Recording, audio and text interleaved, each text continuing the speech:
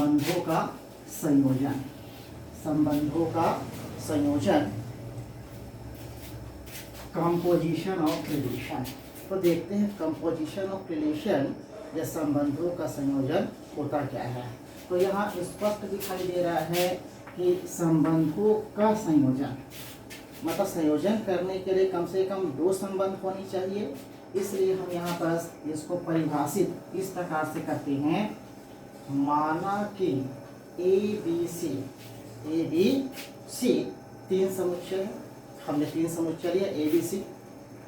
अब यदि आर कोई संबंध है, संबंध क्या है, ए से बी में कोई संबंध है, आर क्या हुआ, ए से बी में कोई संबंध है, तथा दूसरा संबंध क्या हुआ, एस हुआ, एस बी से सी में कोई संबंध है, तब आर तथा एस का संबंध संयोजन, तब क्या होगा, आर एक संबंध हुआ और ए से दूसरा संबंध हुआ, दोनों का संबंध संयोजन या कंपोजिशन ऑफ रिलेशन क्या कहलाती है, ए और या ए से सी में एक संबंध होगा।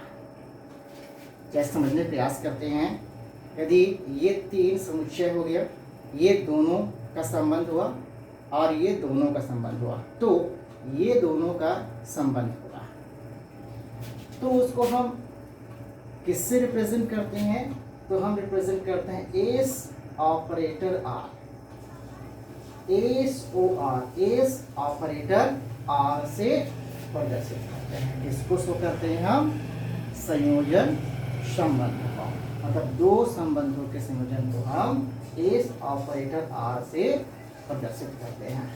अब उसी को हम समझने का प्रयास करते हैं।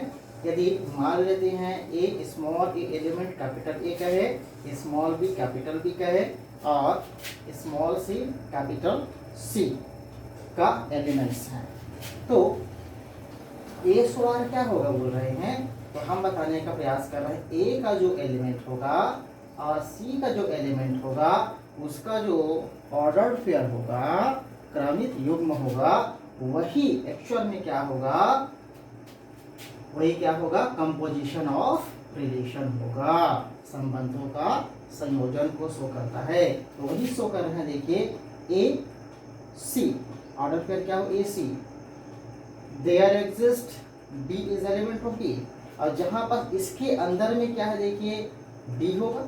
भाई हमने पहले ही बता दिया है कि ए और बी के बीच संबंध, बी और सी के बीच संबंध है, तो जाहिर सी बात है एस में भी बी है और आर में भी बी है, इसीलिए देयर एग्जिस्ट मतलब बी का अस्तित्व इस प्रकार है कि B is element of capital B.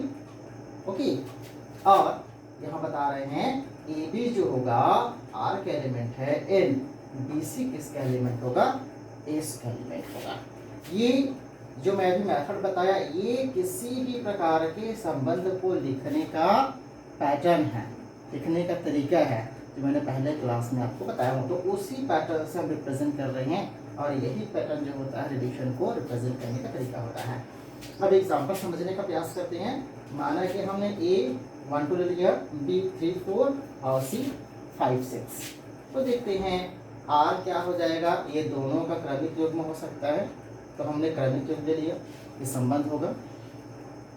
इसमें का ये तीन भी ले सकते हैं, आपकी मर्जी, आप जितने भी लेंगे इसमें से तो इस के संबंध को शो करेगा।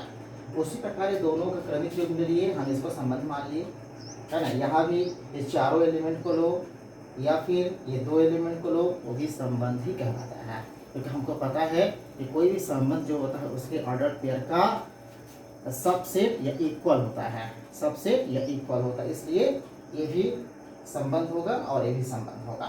या इसके एक आध एलिमेंट को हटा भी सकते हैं, तब भी ये संबंध ही